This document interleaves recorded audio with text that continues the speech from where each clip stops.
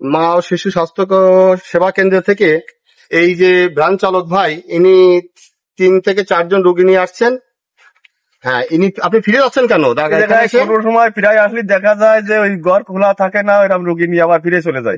জি, রোগী নিয়ে ফিরে চলে যায়, এরকম হাত দেখা যায় ফিরাই আসলে। আজকে না খালি আগেও কয়েকদিন দেখেছি এরকম বন্ধ থাকে, খোলা পান না। না খোলা হয়নি। ওই নিয়ে আসছে এই রোগী গিয়ে ওই বাসবাড়ি দেখেন, ওই রোগী নিয়ে আসছে, উনি অসুস্থ মহিলাদের নিয়ে আসছে। ওই যে দেখা যাচ্ছে ওই মহিলাদের উনি ব্যাগ নিয়ে যাচ্ছে। তার মানে এই স্বাস্থ্য সেবা কি জন্য প্রতিষ্ঠিত, আমি যদি একটু বাইরে থেকে দেখানোর চেষ্টা করি।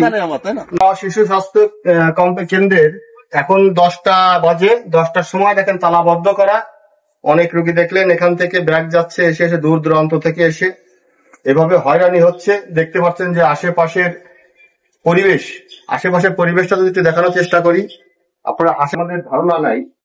এখানে স্বাস্থ্য কমপ্লেক্সের দেয়ালে নোংরা, পাশে ময়লা আবর্জনা। দেখেন কি অবস্থা স্বাস্থ্য কমপ্লেক্সে। হ্যাঁ, জানতে পারলাম এখানে কর্তব্যরত আছেন ডাক্তার সাইদ হোসেন।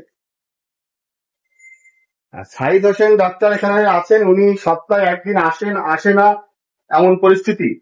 খুব হয়রানির শিকার হচ্ছে এই পাশোয়ারিবাসী।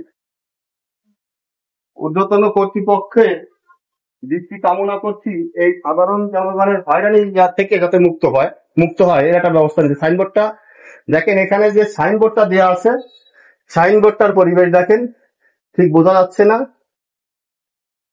কোথায় আছেন ডাক্তার সাইদ হোসেন। এখানকার ভুক্তভোগীরা বলতেও পারছেন না।